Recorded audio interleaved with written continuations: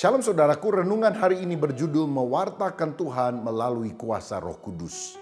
Kita tahu kita sedang ada di akhir zaman dan tidak lama lagi Tuhan Yesus akan segera datang untuk kali yang kedua.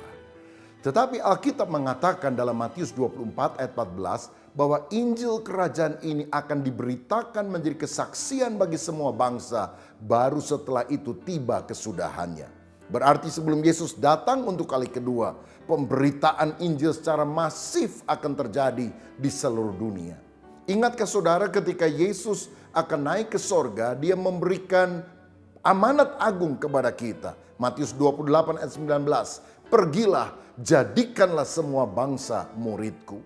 Kita harus memuridkan semua bangsa sehingga mereka sungguh-sungguh menjadi pengikut Kristus yang sejati, yang memiliki karakter sama seperti Dia.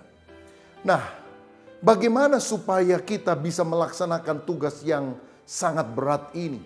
Kisah Rasul 1 ayat 8 berkata, tetapi kamu akan menerima kuasa kalau Roh Kudus turun ke atas kamu, dan kamu akan menjadi saksiku di Yerusalem dan di seluruh Yudea dan sampai ke ujung bumi. Karena itulah sebelum Yesus naik ke sorga, dia telah memberikan perintah agar murid-muridnya tidak meninggalkan kota Yerusalem. Tetapi sebaliknya mereka berdoa agar Roh Kudus itu dicurahkan dalam hidup mereka. Dan 10 hari setelah mereka berdoa, dari awal kenaikan Yesus sampai hari ke-10, mereka tiba-tiba dipenuhkan dengan Roh Kudus pada hari Pentakosta. Pengalaman Pentakosta itu juga harus kita alami pada masa kini.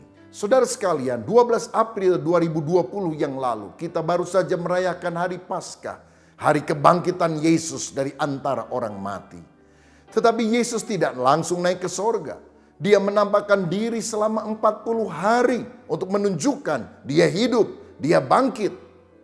Dan pada bulan Mei ini kita akan merayakannya pada tanggal 21. Dan 10 hari setelah hari kenaikan Tuhan, yaitu tanggal 31 Mei 2020, kita akan memperingati hari Pentakosta, hari pencurahan Roh Kudus. Jadi apa yang kita harus lakukan pada masa pandemi COVID ini? Memperingati Paskah, kenaikan Yesus, bahkan Pentakosta. Mari kita sungguh-sungguh berdoa kepada Tuhan. Bahkan kalau perlu disertai dengan puasa, supaya lawatan Roh Kudus terjadi lebih dahsyat bagi kita sekalian. Kita perlu berdoa, bertobat dari segala dosa kita.